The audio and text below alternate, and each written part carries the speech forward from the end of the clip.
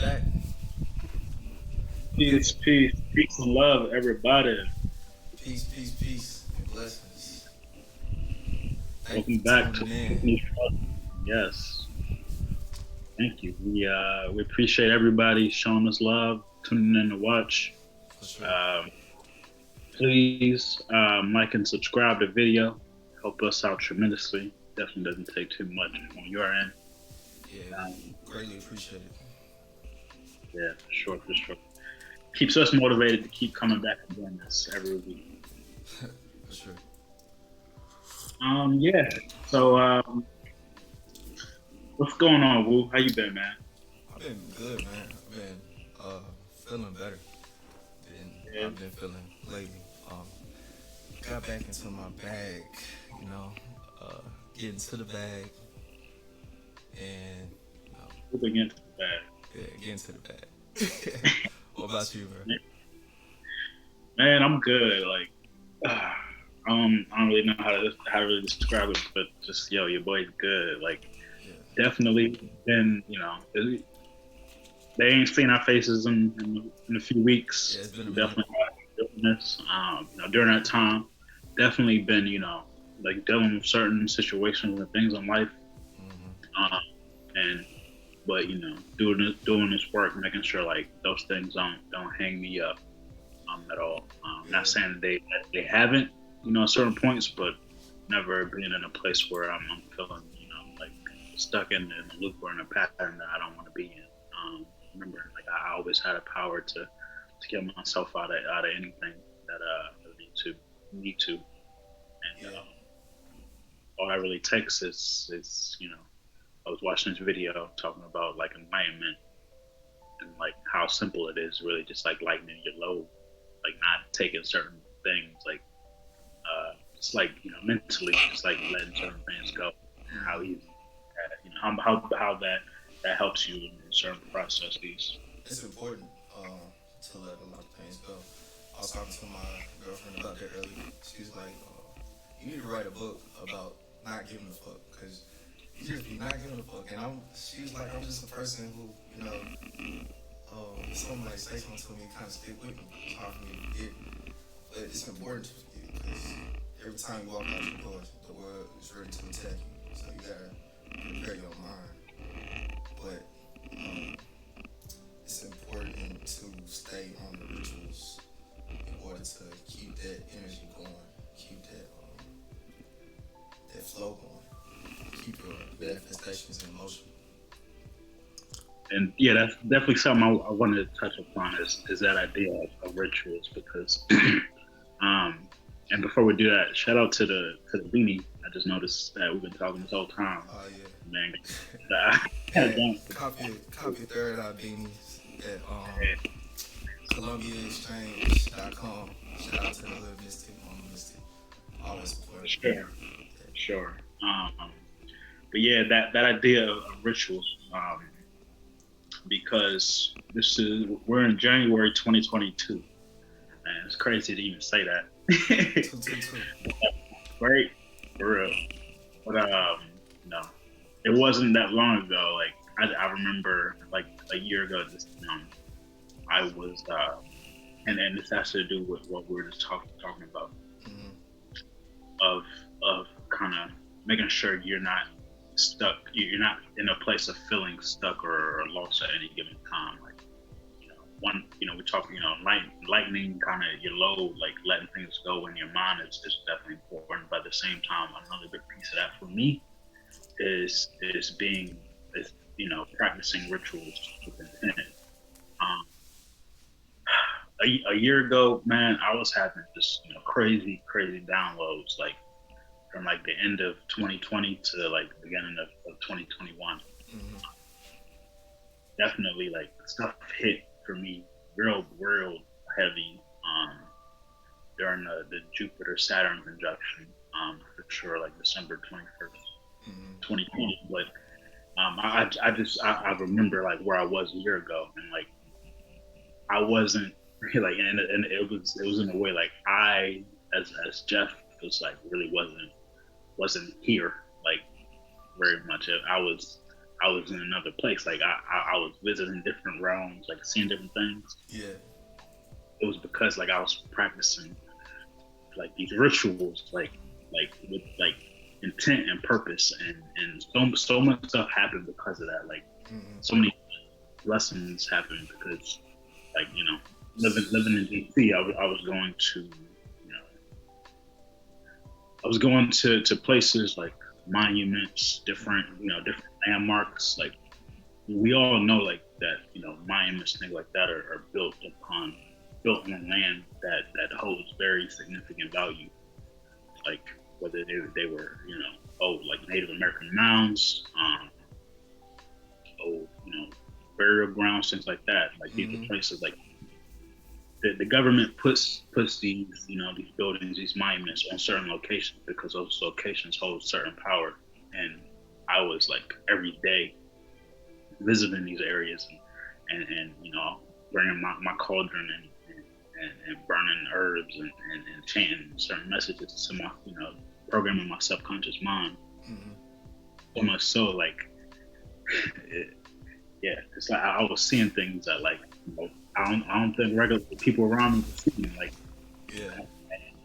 just the importance of you know, doing ritualistic work, doing spiritual work with intent, not just sitting in your butt and thinking things are gonna come to you, but doing those things and at the same time not expecting anything, doing those things because like that is the work right there. That is like the purpose. Yeah. It's like it balances you out. It balances out your emotions, keep you grounded, keep you connected to source, keep you in a space of manifesting, not just doing the intentional ritual on the new moon and just not doing it anymore and forgetting about it, messing up your blessing by, you know, complaining like it's not already on the way back. You know, it's just important to keep yourself in that space of intention, manifestation, so it can just always come in. Like just like those bills gonna come in, your manifestations need to come in every month like that. And it's like people, like a lot of people often, like, you know, they money get low, they get lonely, they want a new boo. You know, that's when they start like getting into doing like those type of things, like because they need something. But yeah, and that should never start from that point. If that's the reason why you're doing something, then I'm gonna be honest. I don't think you're I don't think what you're even gonna want what comes to you. It's like you need to be doing that work to doing that work because that's who you are. That's what your ancestors did. Like that's how you give to the spiritual world. Like, you know, doing those offerings just because, not because you want anything. Like, you know, 2022 just started and everybody's talking about, man, like this is about to be my financial, my most, you know, abundant year financially, things like that. And so that's why they want to do certain things. Like, I'm at this point, man, I'm sick of that. Like that, even that way of thinking like I want my money up, so I'm gonna do like, bro, get right spiritually. Everything you need is gonna come. Like word by that, and you'll need. I think people think it's just something immediate, like you see on TV, like, you know, on Twitch or something. They say it's fail and something automatically happens. It ain't like that. It might take 3 months, 6 months, a whole year till you get what you put in the work for. And it's easy to forget, man.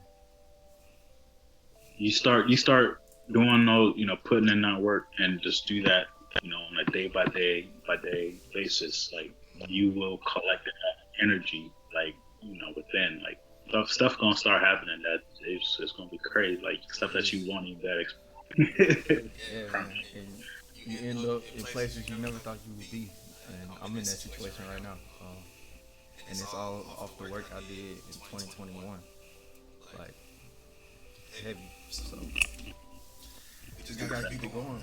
I fell off for a minute, but I'm back on it, and can't stop, won't stop. Yeah. And yeah, that's the reason I want to talk about it, just because like I know that right now I'm not, doing those practices the same way that I did at that time. But you know, and when you're not, you find yourself like, what's going on? What am I? What am I not?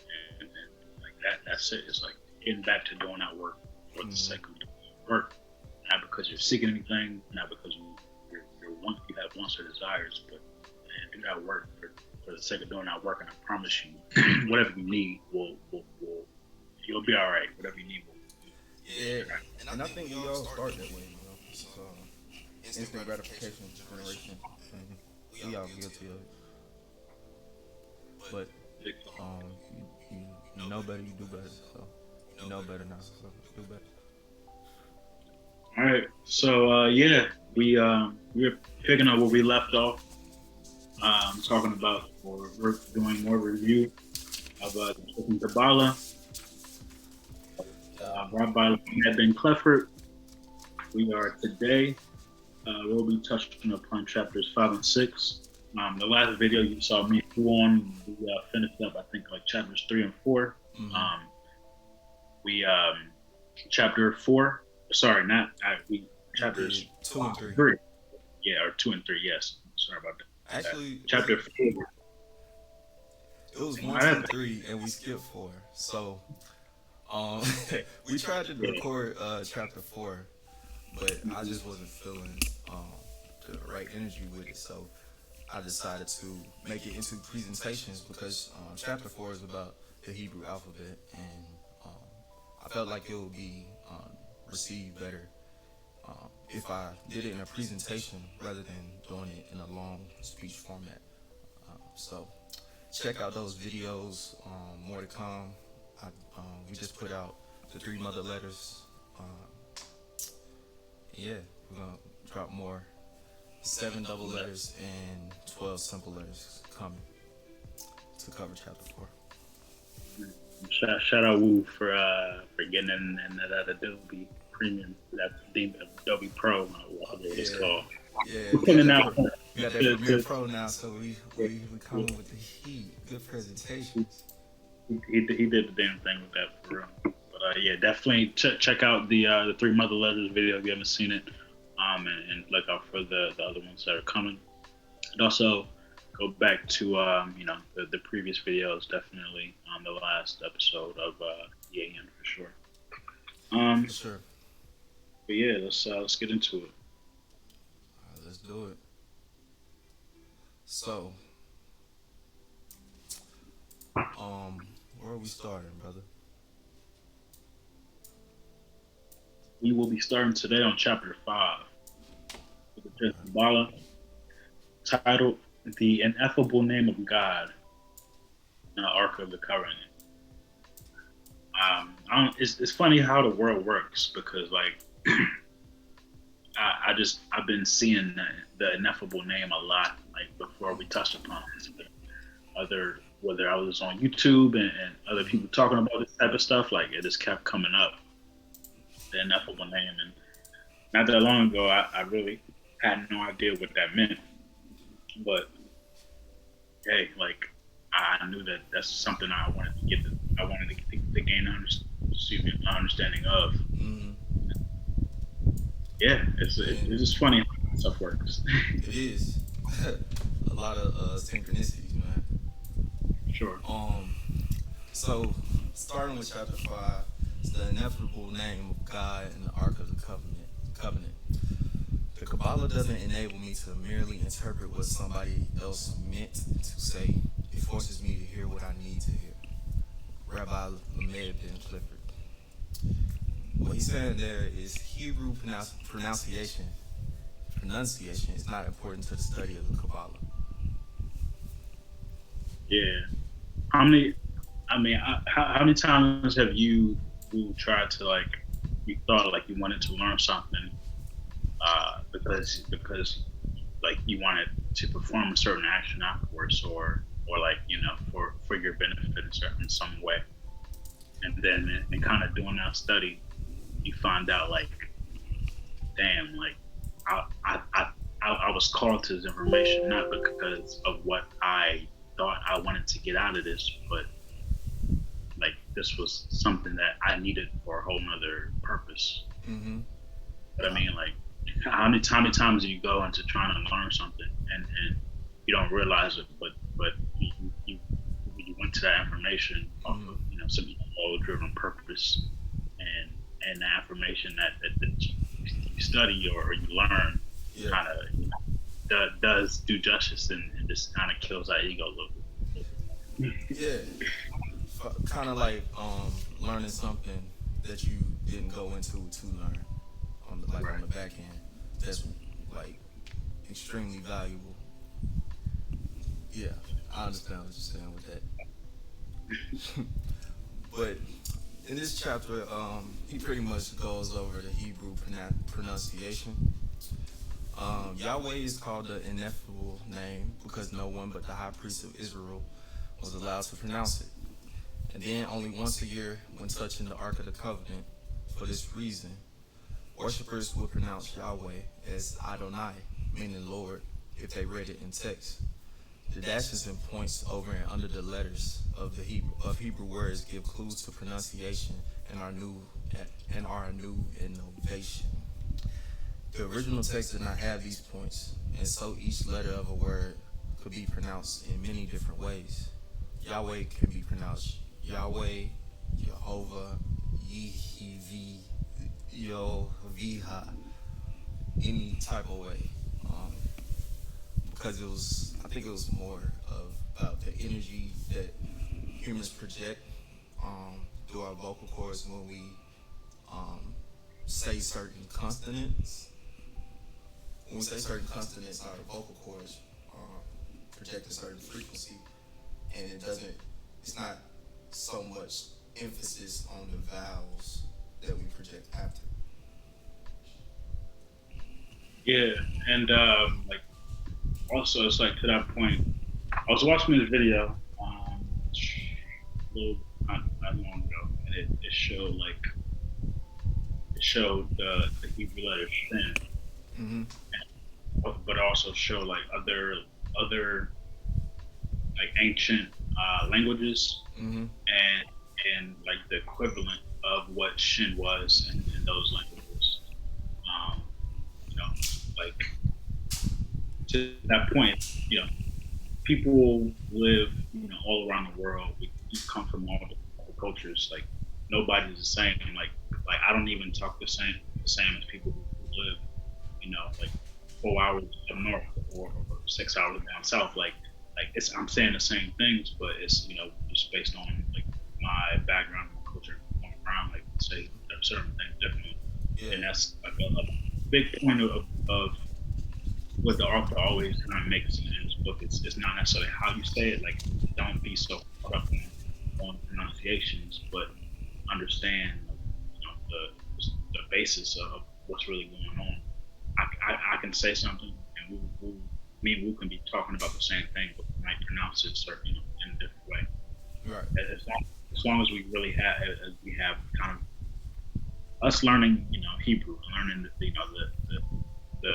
the basis of this is like that's really the goal and the point of this of what we're trying to do here. So it's never about being uptight on how somebody speaks or how somebody says something. It's about talking, we speak the truth. Facts. So this slide shows Yahweh or Jehovah or any way you want to say it. It starts with a Yod, a He, a Vav, and a Hey. And it's interesting that it's male, female, because you need both energies to create anything. So, And as we get, more into this presentation, we'll talk about like how, the Most High definitely is. It can't be considered male. It definitely can't be considered female. Right. It has to be of both components. It's the only creation of work. So the creator has to be male. Crazy to think of like as human, but really through the knowledge, man. Sees the divine feminine and masculine.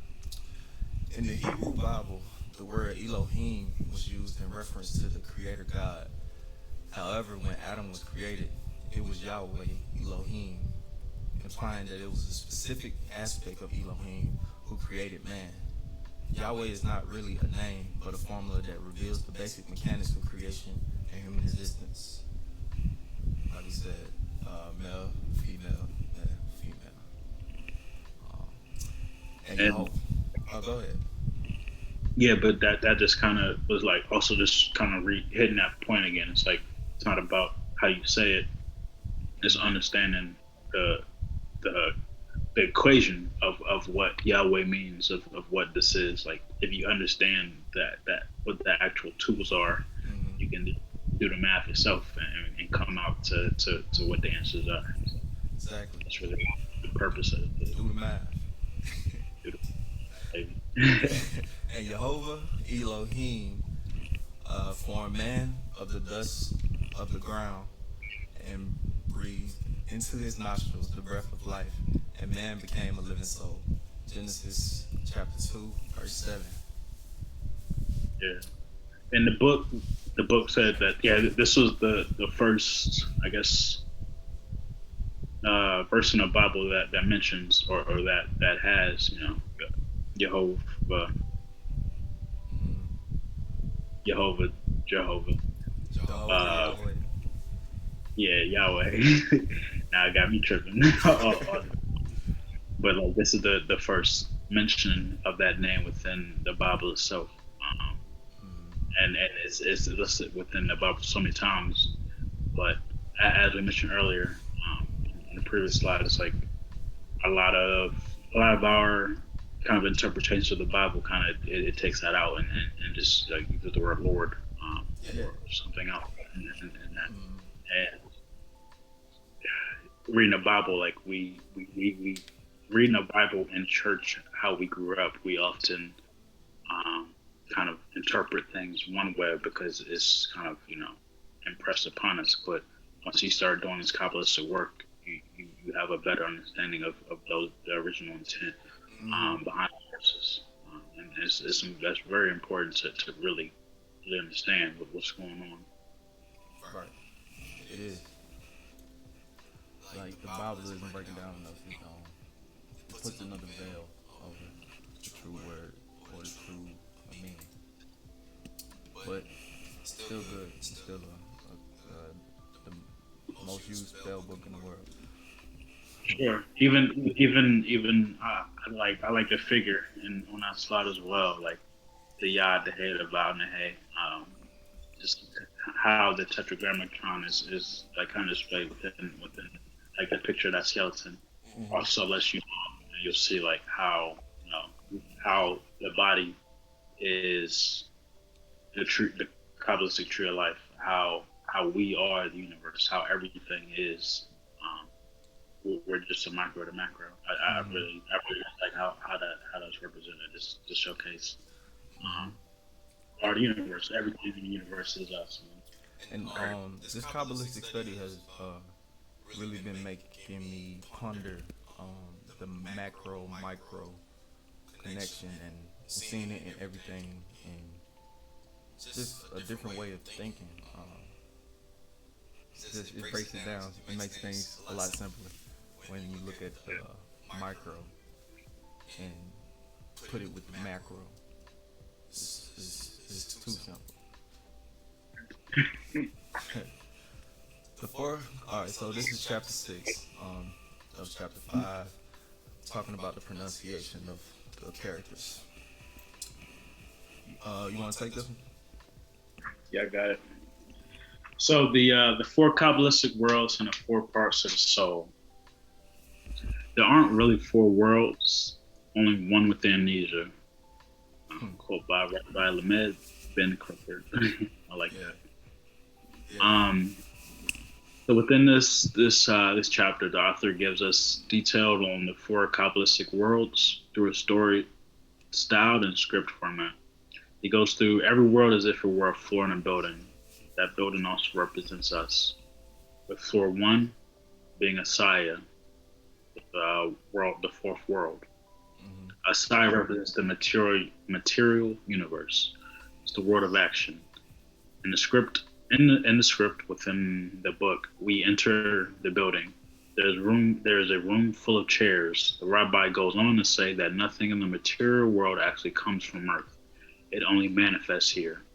To understand where things come from, we must go up one floor to Yetzirah. Yetzirah is the lowest of the spiritual worlds, containing the 10 heavens and the whole system of mundane creation.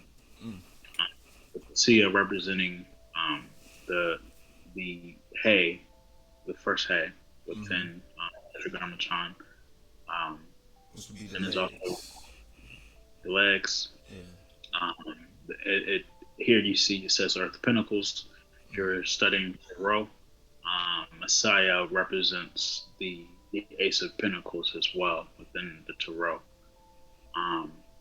Yeah, and so I recall kind of in the book it mentions like he's in a room full of chairs, and it's like what is it, like a furniture shop or something of that nature. Yeah. And it speaks of so how are the chairs built is, you know, like where are you getting the wood from, where are you getting the nails to build a chair, where are you getting, you know, everything to build this, does that equal kind of the next world? And it's like, no, everything that needs to create this chair is right here within the side, within the material universe. We're not looking. But well, yeah, yeah, everything, well, I got it. Everything here, like everything needed to manifest something in the physical world is already here. Now, where do we get the blueprint from? That's where we find that in the next floor, which would be the third world, or the next letter in Yahweh in the Tetragrammaton. Yeah, I'll go ahead and do that. So that is this floor 2 is Zerah, which is world 3, and that's the blueprint room. Yetzirah, which is something that we touched on in previously, but also in the last book review, Becoming Like God. Yetzirah is the formative world, tended to by angels. So in the script, we walk into a room full of engineers and architects. These engineers and architects are actually angels who fine-tune grand archangelic ideas and bring them into the material world, the Saya. This level of creation is the mind's eye. Everything tangible or intangible that is conceived of in the mind is forming Yetzirah. Artists who know what their painting should look like, before they start painting.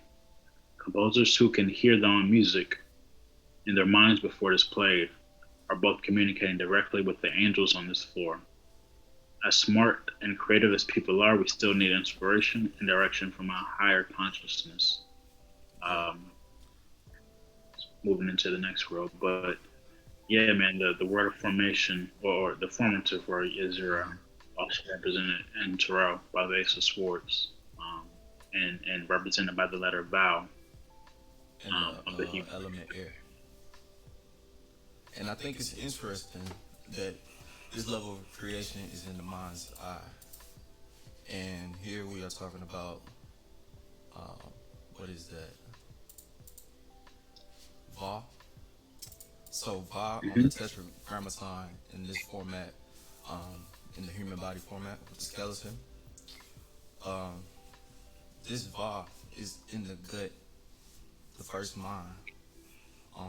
The mind where we have our intuitions and our true emotions in this formative world of our own gut. I think that's interesting, man. Yeah. And as we do this, it's like, this also, you know, it brings me back to the original point of what I was talking about when it comes to rituals and things like that, right? Mm-hmm.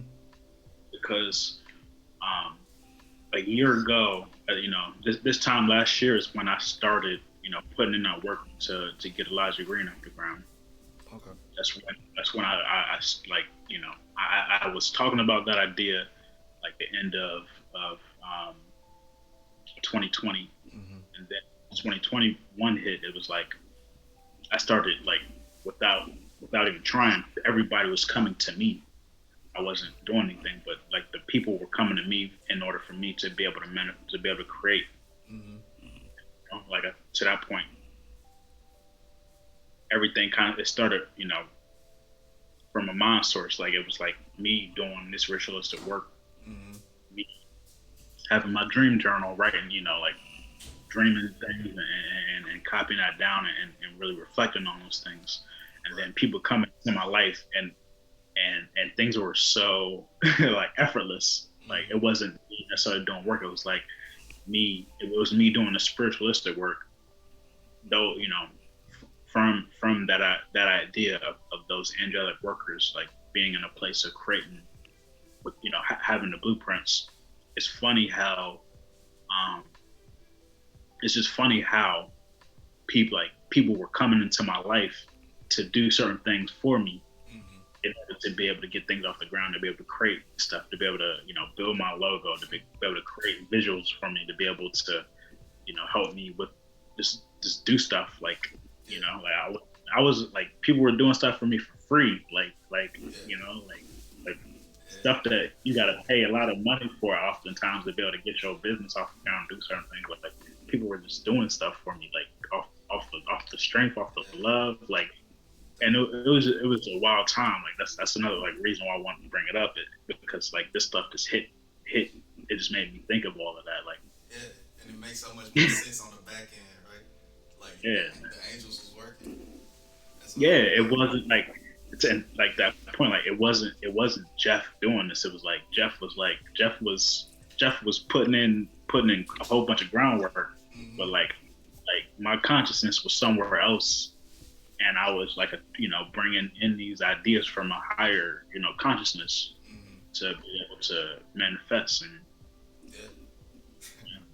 when it was possible, if I wasn't, building up my energy, doing those rituals, like just putting in that groundwork for real. Like, it's amazing when you do, and things just happen. You can make mountains move.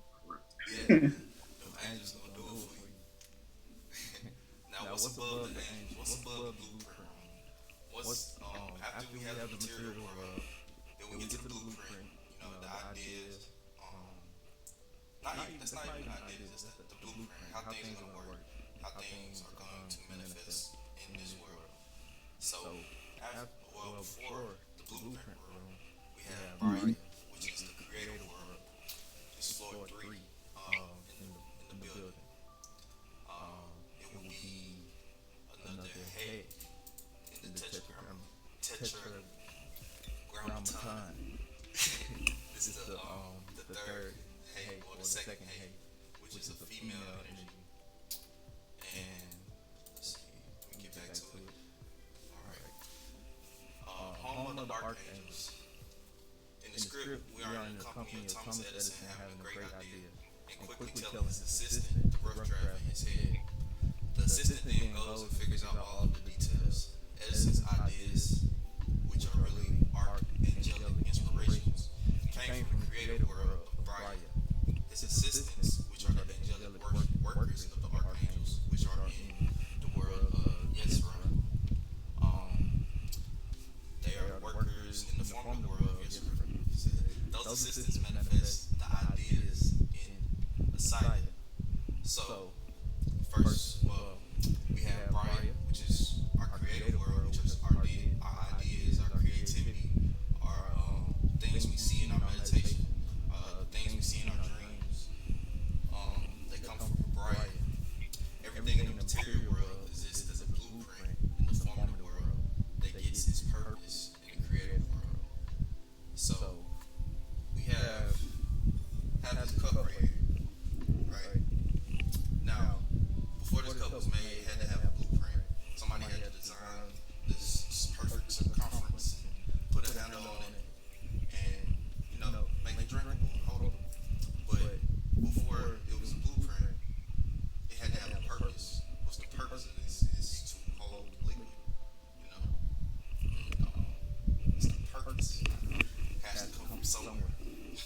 Yeah. Yeah. Go ahead. Finish. Ra is the first of the four worlds to be created out of nothing, which in Latin is creatio ex nihilo. Since since Hey, that's done now. hey, I do what I can, bro. Since absolute was emanated rather than created. Okay, let me say that again. Brian is the first of the four worlds to be created out of nothing. Since absolute was emanated rather than created. Thus, although there exist beings that dwell in absolute, those beings are overwhelmed by divine light and are unaware of their own existence. In Brian, however, the angels are dimly aware of their own existence as distinct from God's. So Yeah. they are closer to Yah, the Yah, and closer to God. So they don't have much awareness of their own existence because God's light shines so bright that divine light overwhelms their own sense of reality or awareness. So also Brian represents the element water. Is what is it in the tarot, Jeff? That would be the Ace of Cups. Ace of Cups. And so to piggyback off of what I was saying about like how I relate this to what I was doing, it was like you have the material world, you have the formative world, then you have the creative world. So like I was saying, like in doing my rituals and everything, like I was able to form things were able to come to me in order to be able to create stuff. But before I got to that point, everything's before I got to being able to create and form those things, it started from me doing that ancestral work, doing that altar work. It started like my business is named after my ancestors. It was like me focusing on those offerings to those folks on the other side. That's like the initial inspiration, the initial.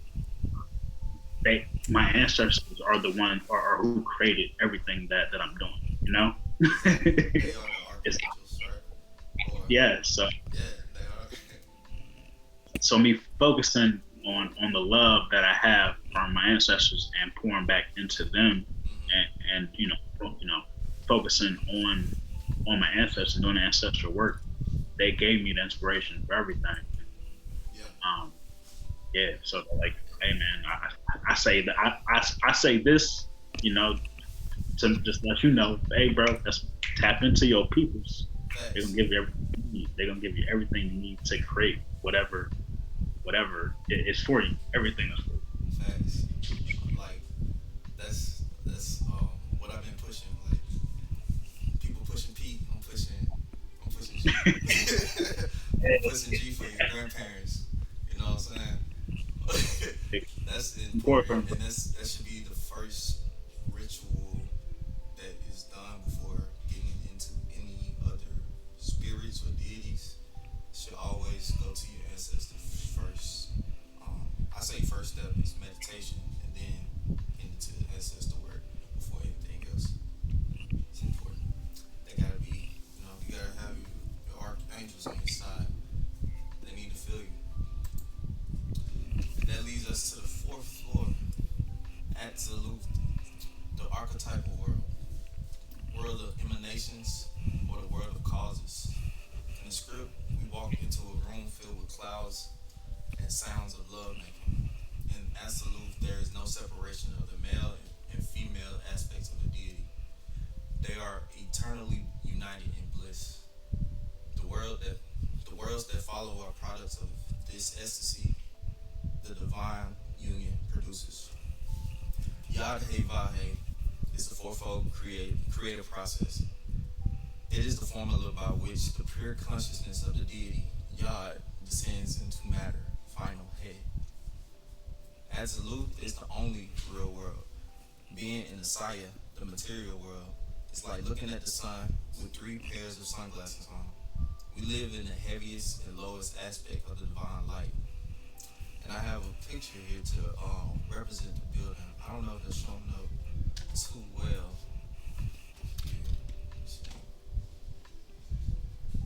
Can you see it good? Should be good. Yeah. But yeah, that. But go ahead. Now, just like the image that you created for this, it goes very well in representing kind of how they talked about the different worlds within the book. And yeah, it's like this is a way for us to be able to understand, these concepts, with utilizing our minds. At the same time, it's like these are things that there's so much going on, that we cannot see. It's important to remember that. But if you look at this, it's just I like how you created this. It just lets you know, like, if this house, if this building was represented, if this was a spiritual building, that we aren't able to necessarily visually see all the floors, but it just I like what it represents, the different levels of these worlds of creation, of manifestation, of just of universal beingness, and at the same time, like, remembering that we are here, in the material world of Messiah. Like, everything comes from a source that is, not necessarily, you can't see it. You can, but you really can't know it. It comes from something that is greater. It comes from what this book often kind of calls the ultimate reality. And remembering that we all are truly, I'm Jeff, Woo's on the other side, but like at the same time, like that's ultimate reality is something way beyond us, me being my name's John with the G. I am so much more, and so much other than what you see, and so is everything. That there is ultimate reality that we all stem from, and within that world of absolute, if I guess, right?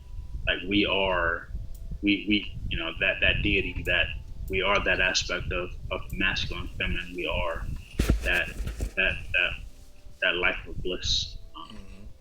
That is the ultimate reality. That's where we come from, and that's where we will return. Facts, man. Yes, sir. It's well said.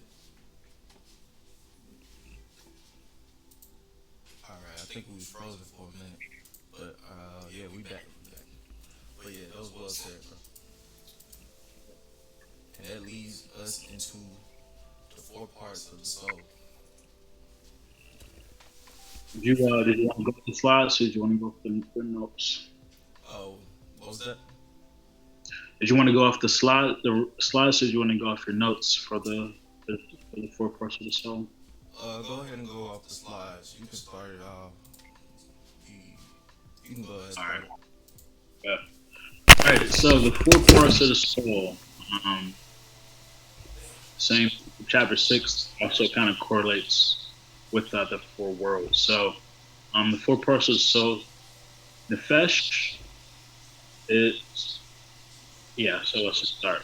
There are 4 parts of the soul, with the first being Nefesh, the lowest part of our soul, which is related to Asaya. Nefesh is our animal vitality, or animal soul. The physical body is not Nefesh, but more so the veil of Nefesh. Nefesh kind of represents the primitive level of consciousness that we share with the animal kingdom. It's our instincts, our emotions, and sex drive. So like this. In the book, they kind of made it seem as though it's like Nefesh also, it represents those aspects of like your instincts. If you're in a if you're if you're in an apartment building and you live on the 16th floor, and that apartment building catches on fire, it's that piece that'll make you want to jump out of the building, or it's that aspect of you who sees sees a woman, a very attractive woman, and has you like being like, yo, I need to get with her, even though that sleeping with that lady might ruin what you have going on within your life at the it's that part that relates you to animal kingdom, like those instincts of just doing things just because, for that idea of survival or desire that you have, that we all have. And so that's not to diminish those aspects of us. We all want to raise ourselves to our higher levels of consciousness, but at the same time, without nefesh, we wouldn't be humans. And you have there's that idea, like, you haven't really lived until you've lived. Like, there's all types of spirits and beings in the world, but everybody wants to have that experience of being able to come down and incarnate on earth, like angels desire to come down here. Like, there are spiritual beings that are jealous of us. as crazy as that sounds. I think that we go, but it's a material world lit though. I'll be jealous too. No, for sure. I done have me some fun out here. But that's the first part of the soul. So continuing, the part of the soul that correlates to Yetzirah, the formative world, is Ruach, corresponding to the vowel of the Tetragrammaton, the intellect and vehicle of self-awareness. So the Ruach part of your soul monopolizes your attention, leading people to identify with the thinking process. The Ruach represents the intellect, that portion of of me that thinks that I am me, per se, that portion of Wu that makes him identify himself as the human part of him as just Wu. But and just like Nefesh, it's not necessarily about demonizing any portions of us, but being aware of the different aspects of us, of our soul, of our being. Once we are aware of those, we can be able to move and dice, within each portion. Right. So the Ruach part of your soul monopolizes your attention, often leading people to identify with the thinking process. It's important to come into the awareness that the real you doesn't need the think part of the equation to maintain consciousness. It's like a narcissistic and domineering mother. Ruach consumes your full attention, causing you to think about life rather than live it, seek understanding rather than enlightenment, comprehension rather than bliss. That portion just makes me think of that period of time where basically your where life, where the world kind of kill your inner child, where you went from moving and being and being yourself and acting kind of as your inner child desires, versus kind of now we're considered adults, so like we're supposed to think and live within with this consciousness, not realizing how oftentimes like putting those steps in place of thinking about certain things, it keeps you from living your true intent of life. Facts. We live, I think most of us, or a lot of people, live in our intellect than in the real world most times.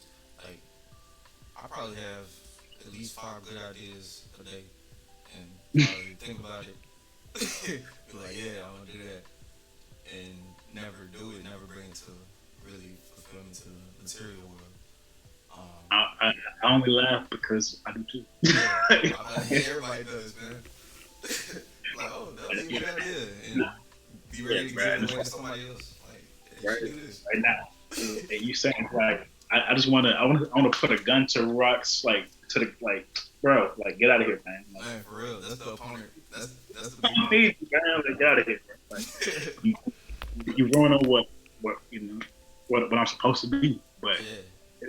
It's not. It's like it's a portion of it that we need to come to understanding of, and make sure like we're doing our work to better move past it. Yeah, and that's all we can do. It's something that we can never escape, but we can be pursuing to be in the state of rajas, which is in motion and having momentum instead of being in a dormant state. So Definitely. yeah, man. The shama is the part of the soul that corresponds to Brahya, the creator world, and head of the Tetragrammaton. It is also called the seat of our transcendent awareness. The neshama is the soul intuition, that part of us that rises above the thinking process and vibrates in greater harmony with the ultimate reality. The highest part of the soul that's going to the next one, I think. Yeah. So neshama is our intuition, or our, I would say probably our third eye. Because it's our third eye. It's our creative world. We create from our third eye. We receive through it and manifest into the next world, into our intellect from our third eye. Yeah, I like you kind of put notes together.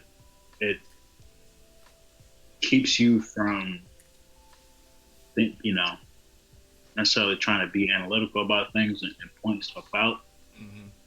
Right, like we need to be able to see things as they are, but be able to maneuver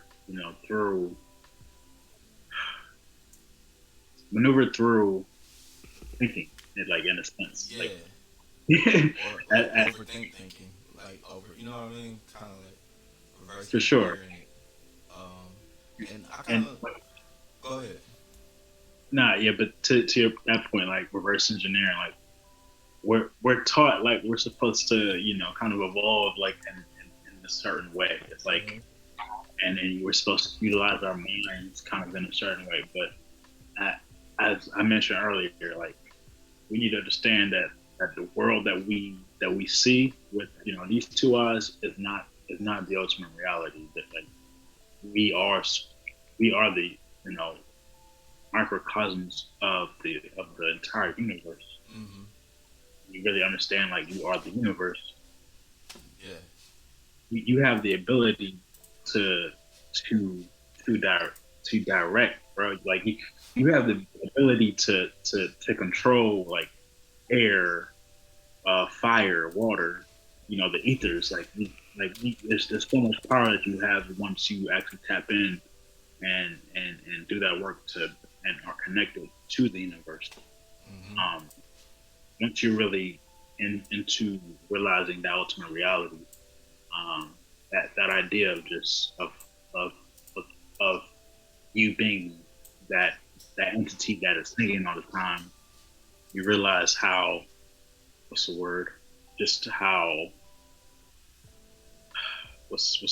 opposite of superior, like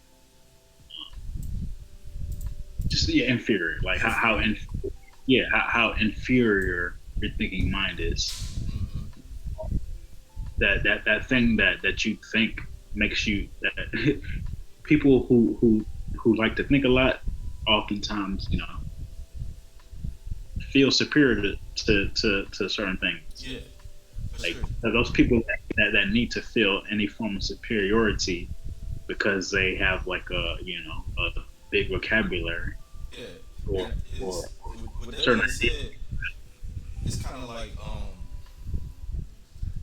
the lower parts of the soul, like the lower the part of the soul, the more you know feeling Primitive. more primitive, but also more successful in the material world. So if you're just in the physical world, like just I don't know, just for example, like you're a model, right? You're in that physical state, and that's how you make your money and live your life, or and you can be successful in that realm. Like it's rewarded greatly in the material world to being your lower self. Is what I'm trying to say, and it's rewarded a little bit more if you live more in intellectual space in the material world. Yeah. Not to. I don't care what you think about this person, or it doesn't even matter. Like I was about to say, like, because I don't even really listen to this person like that. But what? But I'm talking about Kanye West. I forget what song it is, but it's college dropout Kanye West. Okay.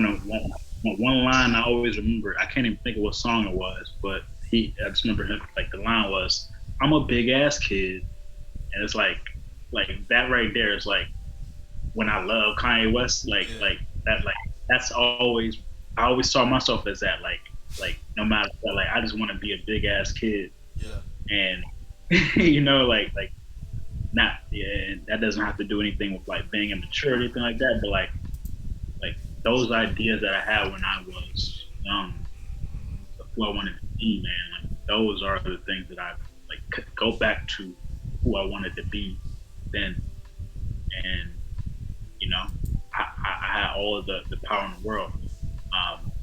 Just another point, like I was just a video I was watching about a spiritual teacher, and he was talking about how like our parents give children, to give girls dolls, to give like boys like action figures, Right. like that, that's our initial kind of state of our first times of like really being able to act as gods. When as a boy got a bunch of action figures, Yeah. like you sitting there with like for me, I don't know, like Spider Man Yeah. and GI Joe or something, but it's Yeah. like you have that ability to create a whole world, to Right. create like a whole like something that isn't there, but you can create something Bro. Yeah. Like. mine. Like my sister used to like have her doll set up and had a chalkboard and was a teacher in her bedroom. Like she taught a whole class of stuffed animals. Yeah. But like that was her way of acting like a god. It was like Mm-hmm. she created a whole universe that out of nothing. You know what I'm saying? Like like Yeah. just always stay in that state of mind. Like Mm-hmm. that's when she was most happy as a child, and once you tap into that as an adult, bro, I promise you, like that's where you'll find the most success for real. Yeah, man. And that's when I feel my best when I am just building the world, even like doing my music, like building different, like a world in this one song. Yeah. Like, yeah, and that's when I'm at my happiest, man. But let's transition to the notes on this part. I don't know if you had them up. I have them on screen for the audience. I'll go ahead and Yeah. take the next one. So, also, National issue Oracle, you're knowing free of intellect.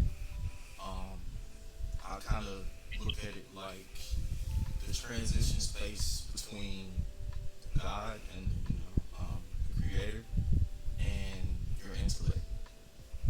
That's what Neshama is, your third eye. And as a loop, the archetypal world corresponds to Shaya. Shaya is the undiluted life force itself, and it is our true identity.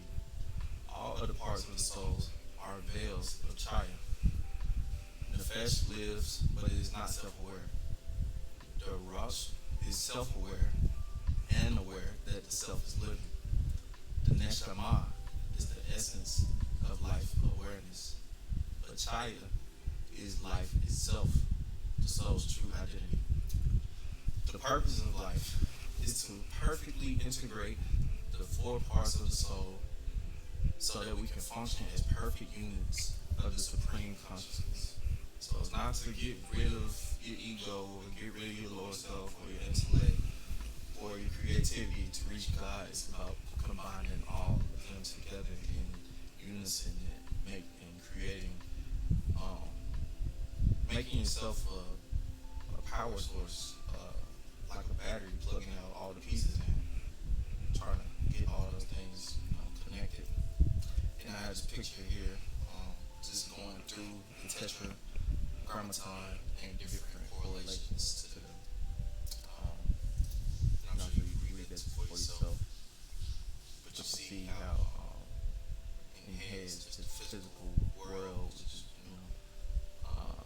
death and violence and sex and money and dope, and then you have law, which is the world of thinking. And yes, remember that's the blueprint where things are figured out how to do it to bring it into the material world, like the exact way that it will be brought to the material world. We have Hay, which is Raya, the world of the creative world, world of ideas, where ideas get their purpose from. And we have Yod, which is Absolute, the absolute world, the true world, creative, the real creative world. Yeah. Yeah, man. I can't see those parts of notes right now, but Okay. It's all good. But just in my mind, like I'm just thinking like how you mentioned the material world all the way up to archetypal world. Mm-hmm.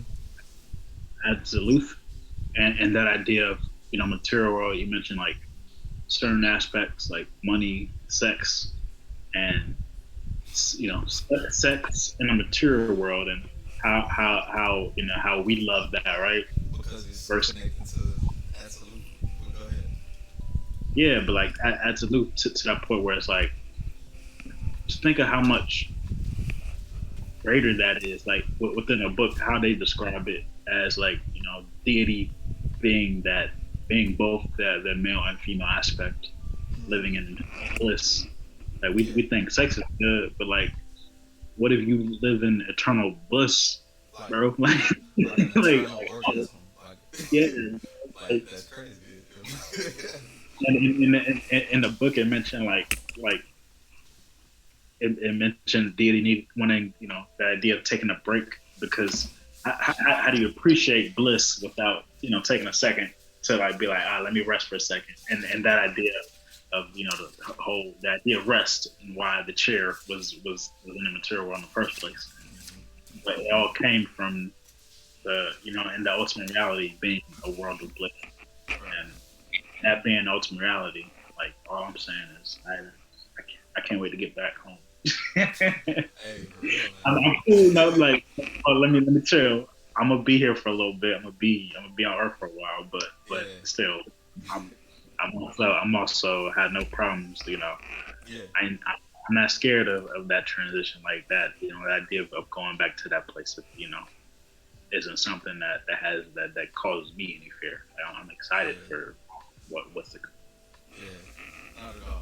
And another reason rituals are important to program your subconscious mind and your spirit is going to leave your body and transition into the astral at some point, and training yourself for that day so it's not fearful, it's not unusual.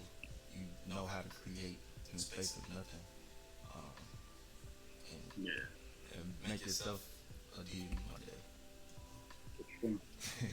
Or get back to the deity, either way you want to put it. Yeah.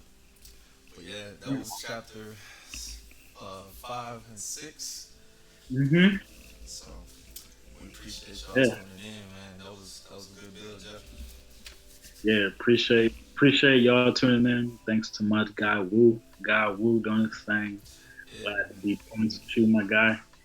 The ritual Yeah, is appreciate wild, bro. The rituals is wild. Like, that's keeping me going, like, on another level. Like, just even when you walk past your office space, it's that subtle reminder of the work that you're doing, and the reminder of the manifestation that's coming, the blessing that's coming, and not doing it just so you can get things in return, but doing it out of pure thankfulness for what you already received and what you will receive in life.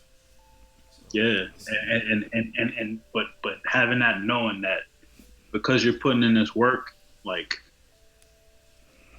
you know, like we said, you're not doing this because you need something, but at the same time, that knowing that you put this work in, you're gonna receive everything you need. Like, that's how it all works. So, yeah, man. Thanks everybody for tuning in again.